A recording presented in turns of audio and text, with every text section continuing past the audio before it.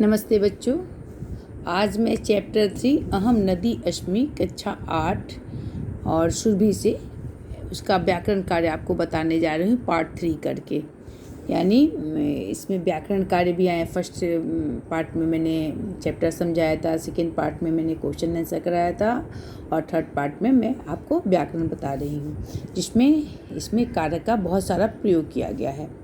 कर्तृकारकम यानी कर्ताकारक प्रथमा विभक्ति के विषय में मैं बताऊंगी। निम्नलिखितानि वाक्यानि पठन्तु अवगच्छन्तु च। निम्नलिखित वाक्यों को पढ़ें और समझें।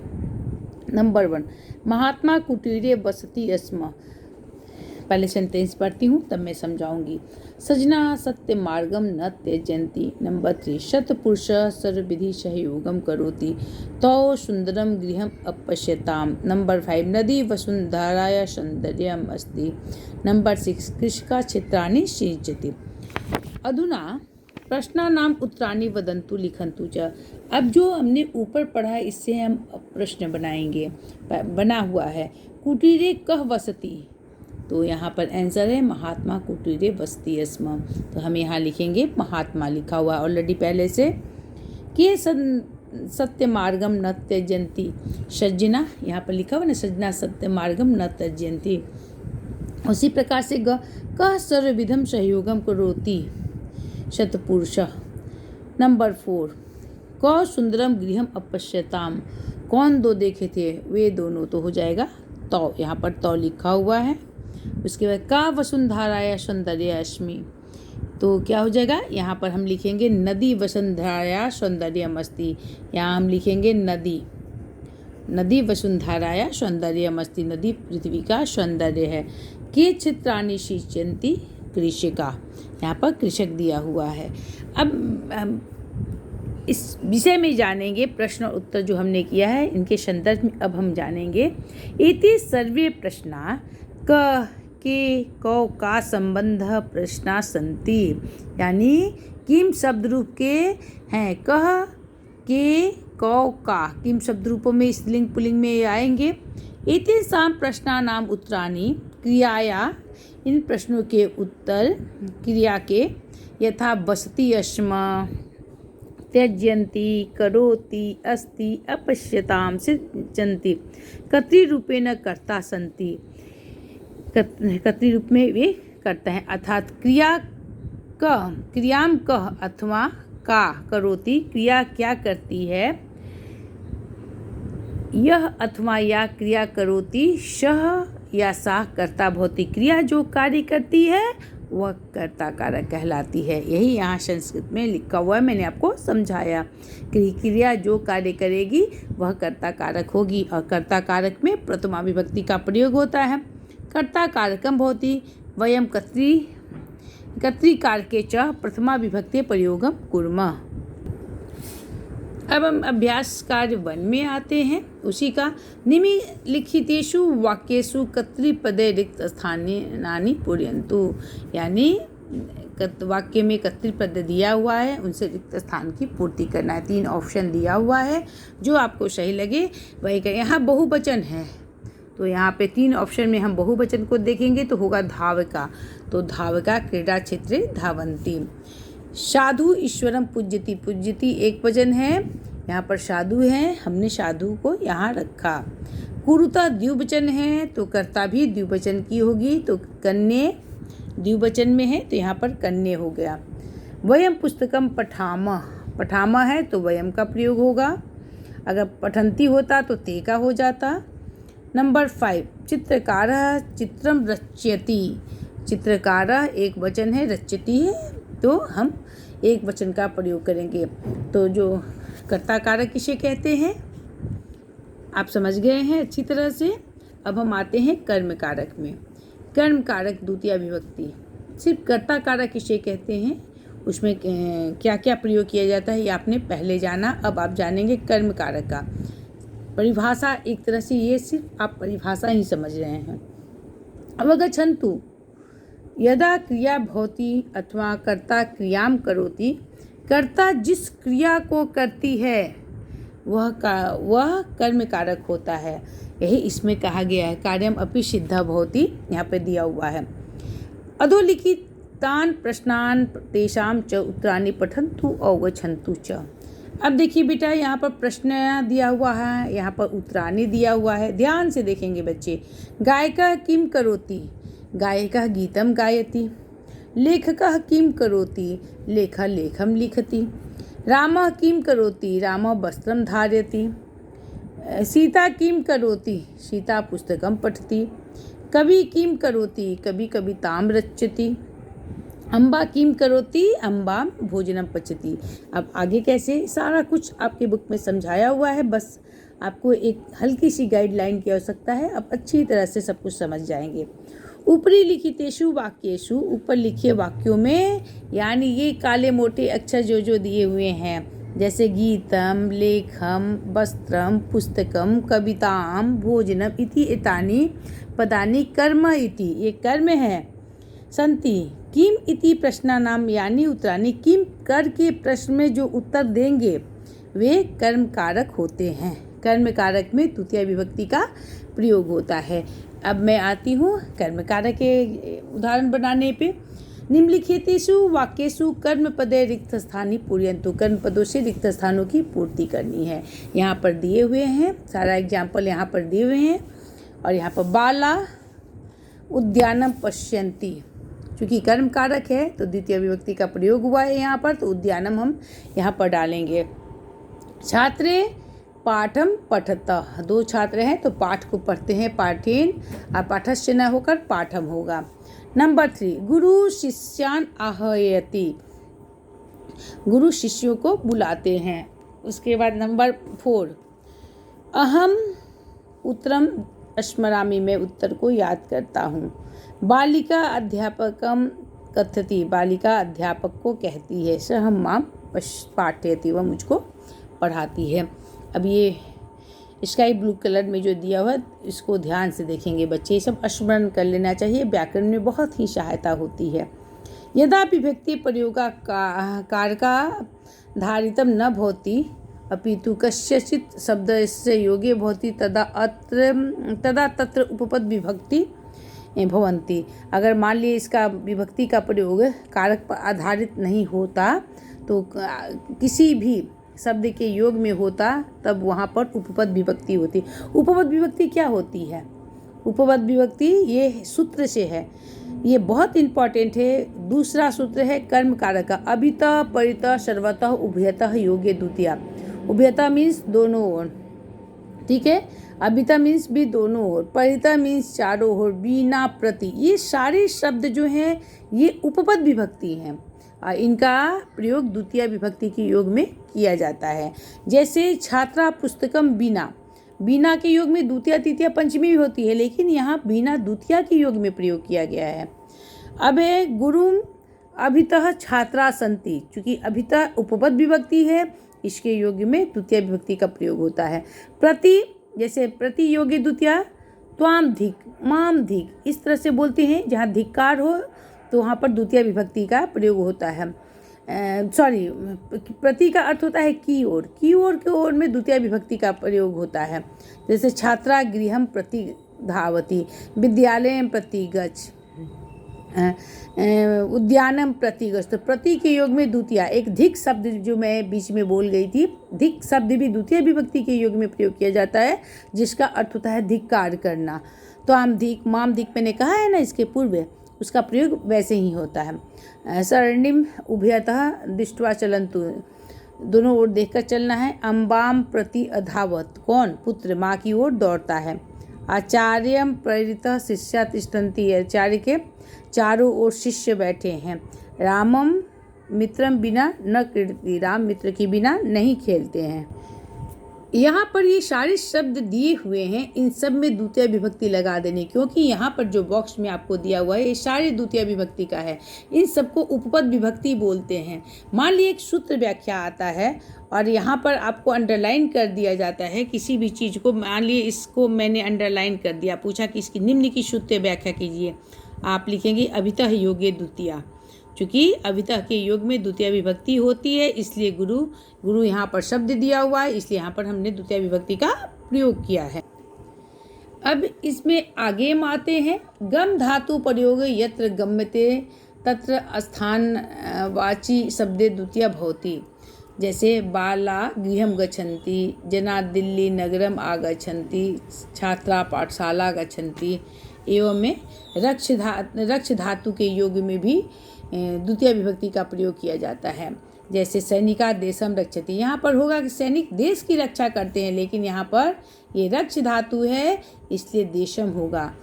लोग पर्यावरण की रक्षा करते हैं, लेकिन जब रक्ष धातु आ जाएगा, क्रिया आ जाएगी, तो यहाँ पर द्वितीय विभक्ति हो जाएगी। हरिश्चंद्र धर्मम अरक्षत, हरिश्चंद्र ने धर्म की रक्षा की, तो ये धर्म की रक्षा की, लेकिन रक्ष धातु जब भी होगा तो रक्ष योगे द्वितीय विभक्ति का प्रयोग होता है। इस धातु के योग्य में सदैव द्वितीय, मैं देश की रक्षा करता हूँ, तो कैसे बनाएंगे? अहम देशम रक्षी श्यामी, देशस्य रक्षी श्यामी रॉन्ग हो जाएगा, देशम रक्षी श्यामी सही होगा। अब हम आते हैं करण कारक में। करण कारक तृतीया विभक्ति होती है। निम्नलिखितानि वाक्यानि पठन्तु।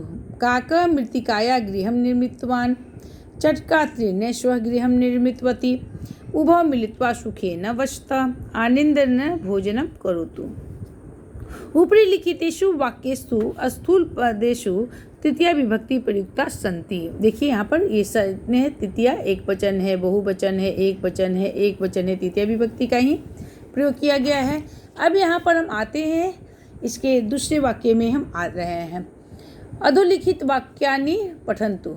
छात्र कलमेन लेखनं लिखति, अम्बा छुरिकाया फलं कृतति, सैनिका शस्त्रेण युद्धं करोति, बालः पात्रेण जलं पीबति, कृषिका हलेन क्षेत्रं कर्षति, नरः परिश्रमेण कार्यं करोति।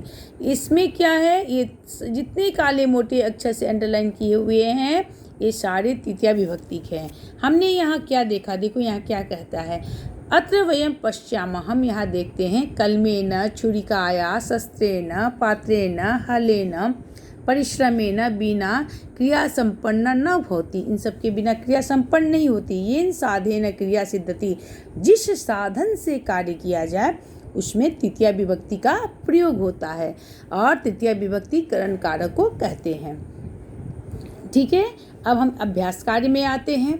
यहाँ पर बॉक्स में दिया हुआ है, बस आपको फिल कर देना है। तृतीया विभक्ति जिस साधन से कार्य किया जाए उसे हम तृतीया विभक्ति कहते हैं। जैसे मैं मुंह से बोल रही हूँ, अहम मुखेन वदामि, मैं हाथ से लिख रही हूँ, अहम हस्तेन लिखामि, मेरे लिखने का साधन मेरा हाथ है। तो जिस साधन से हम कार्य करेंगे उसमें तो तृतीया विभक्ति होगी ही होगी।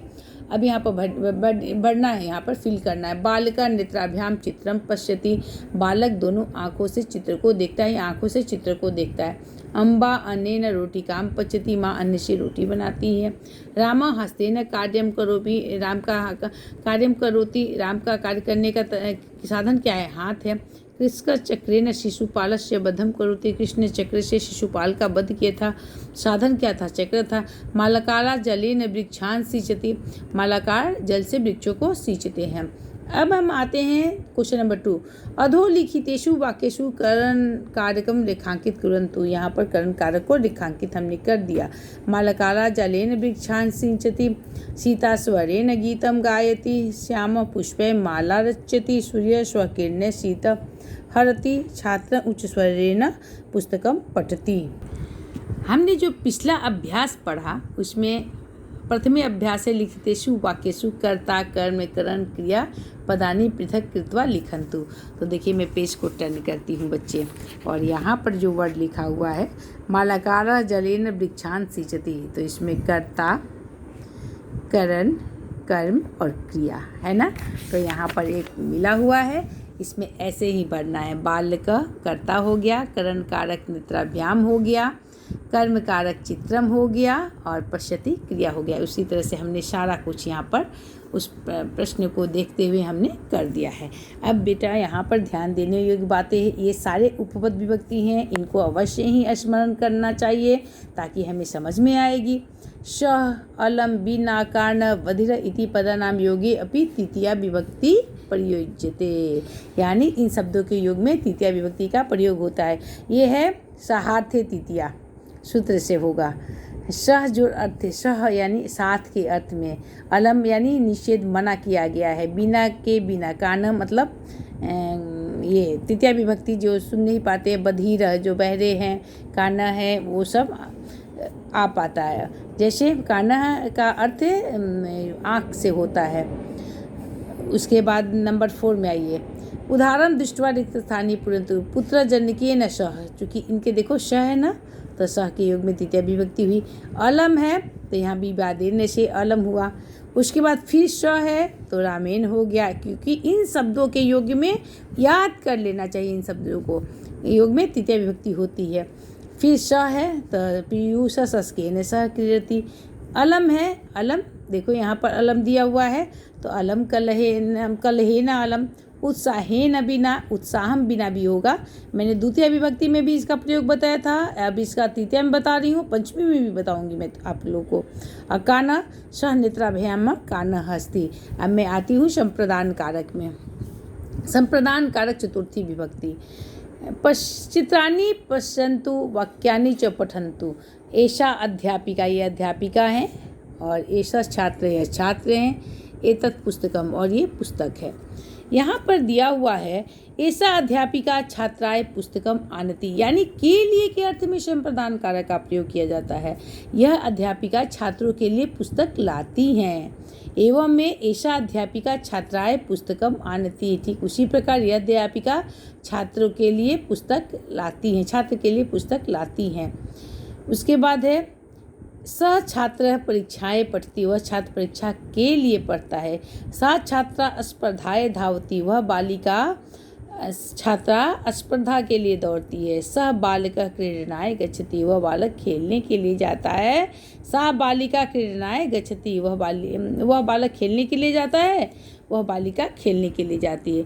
अधुना ऊपरी लिखितानि वाक्यानि पठित्वा प्रश्नानाम उत्तराणि लिखन्तु। अब इन प्रश्नों को पढ़िए और उनका उत्तर देना। अध्यापिका कस्मै पुस्तकम् मान्यति, यहाँ पर क्या लिखा है, छात्राएं, तो यहाँ पर छात्राएं लिखा हुआ है। क्वेश्चन नंबर 3, छात्रा कस्मै पठति, परीक्षाएं, उनका परीक्षा है इसलिए पढ़ते हैं। देखिए यहाँ पर परीक्षाएं दिया हुआ है। उसके बाद एक बालिका छात्रा कस्मै पठति धावती, छात्रा किस लिए दौड़ रही है, स्पर्धनाएं सारा ऊपर दिया हुआ है। उसके बाद है बालिका किमर्थं गच्छति, बालिका क्यों जाती है, बालिका क्रीडनाय गच्छति, बालिका खेलने के लिए जाती है। और उसके बाद अत्र वयम पश्याम, अब हम यहाँ देखते हैं, यहाँ हम लोग क्या देखते हैं, यत कर्ता, यदर्थम का अर्थ होता है जिसके लिए कार्य करता है। छात्राएं, परीक्षाएं, स्पर्धाएं, क्रीडनाएं, तत्र चतुर्थी विभक्ति प्रयुक्ता अस्ति। एतेषु पदेषु संप्रदान कारकः अस्ति, यत्र संप्रदान कारकः भवति, तत्र चतुर्थी विभक्ति भवति, जहाँ संप्रदान कारक हो। फिर अभ्यास में आते हैं, संप्रदान कारक के अभ्यास में आते हैं। ऊपरी अधोलिखितेषु वाक्येषु मंजूषाया प्रदत्त पदे रिक्त स्थानी पूरयन्तु। जैसे छात्र पठनाय उपविशति, ठीक है, यहाँ पर दिया हुआ है ऑप्शन, यहीं से चुनकर भरना है आपको। जना भोजनाय तिष्ठन्ति, सैनिका युद्धाय गच्छति, ये सब चतुर्थी विभक्ति के हैं। ईश्वर रक्षणाय आगच्छति, नर्तकी नृत्याय सज्जी भवती, नर्तकी जो है नृत्य के लिए सजती है। अब देखिए ये भी चतुर्थी विभक्ति के सूत्र, इनको याद करना। रुच्यनाथ प्रियमाना है, सूत्र से है रुचि, रुचि का अर्थ होता है अच्छा लगना। यहाँ नमः है, नमः, स्वस्ति, स्वाहा, स्वधा, अलम वश्य योगे चतुर्थी इस सूत्र से है। ये धनार्थी से है, और ये नमः स्वस्ति इनके योग्य है। यानी रुच का अर्थ होता है अच्छा लगना, नमः का अर्थ होता है नमस्कार करना, दा यानी यश देना, स्वस्ति यानी कल्याण हो। इन पदों के युग में चतुर्थी विभक्ति होती है। और यहाँ पर एग्जाम्पल उसके दिए हैं, जैसे नमः है, देखिए यहाँ पर नमः दिया हुआ है तो नमः योगी चतुर्थी, यहाँ पर ऑप्शन दिया हुआ है, उससे विभक्ति बैठानी है। तो पहला है रुच्यते, तो बालकाय फलम रुच्यते। विष्णवे नमः, नमः के योग में विष्णु में चतुर्थी विभक्ति लगाए तो नमः हो गया। अब मित्राय, नुपुरा मित्राय उपहारम, ये धातु है इसलिए यहाँ पर मित्राय चतुर्थी विभक्ति हो गया। यहाँ रुच धातु है छात्राय पठनम रुच्यते, छात्र को पढ़ना अच्छा लगता है, इसलिए यहाँ चतुर्थी विभक्ति हो गई। गुरुवे नमः, नमः योगे चतुर्थी, शिवाय नमः, गणेशाय नमः, हनुमते नमः, दुर्गाय नमः, माताय नमः, जो भी होगा यहाँ चतुर्थी विभक्ति होगी। माता पुत्राय वस्त्राणि यच्छति, माँ पुत्र को वस्त्र देती है, यह सिद्धानार्थी चतुर्थी सूत्र से यहाँ पर हुआ है। और यहाँ पर आचार्य वदति स्वस्ति युष्मभ्यम या युष्मभ्यम स्वस्ति, तुम सबों का कल्याण हो, स्वस्ति योगे चतुर्थी विभक्ति का प्रयोग होता है। लास्ट हम आते हैं सबसे अंत, ये लंबा थोड़ा टॉपिक है, कोई बात नहीं, लेकिन ये ग्रामर है, इससे आपको कारक की जानकारी प्राप्त हो रही है बच्चे। मिश्रित अभ्यास, अब सबके योग्य में बहुत इंपॉर्टेंट ये पेज है बेटा, ये बहुत अक्सर एग्जाम में ये पूछे जाते हैं। जैसे अलम कोलाह लेना, तो या इसमें कैसे हुआ, तो जो इससे पकड़ेंगे किस योग्य में हुआ, तो यहाँ लिखेंगे तृतीया विभक्ति, तृतीया विभक्ति में है बाल्केन की तरह। किस योग्य में हुआ, उपपद भी इसकी क्या है, अलम है, तो लिखेंगे तृतीया विभक्ति अलम योग्य। बालकाय दुग्धम रोचते, चतुर्थी विभक्ति रुच धातु के योग में हुआ है, रुचि योग्य। उसके बाद गुरु प्रति परितः के योग में, यहाँ पर कारक के जितने मैंने अभी पढ़ाई उस सब के सूत्रों से यहाँ पर अनुवाद आपको सूत्र व्याख्या बताई गई है। परितः योगे द्वितीया, तो देखो गुरु में है द्वितीय विभक्ति, परितः योगे। उसी पर सहयोगे तृतीया, तो तृतीय विभक्ति, और सहयोगे तृतीया। उसी तरह से प्रतियोगे द्वितीया, तो देखिए प्रतियोगे द्वितीया। सभिक्षुका नेत्रेण कानः अस्ति, तृतीया विभक्ति है, चूँकि कानः योगे तृतीया। मैंने कहा था ना कि नमः, स्वस्ति, स्वाहा, स्वाधा, कानः, रुच, दा, अभिता, परिता, सर्वता, ये सारे उपपद विभक्ति हैं, इनके योगों में विभक्तियों का प्रयोग होता है। सर्वेभ्य स्वस्ति, तुम सबों का कल्याण हो। और बेटा मैं अभी आप लोगों को कहूँगी कि आप सबों का कल्याण हो, अच्छे से पढ़िए, और व्याकरण में जो आपको लगे वो कमेंट करके मुझे बताइए, ताकि मैं उसका निदान आपको कर सकूं, क्योंकि संस्कृत व्याकरण बहुत ही आसान है। धन्यवाद बच्चों।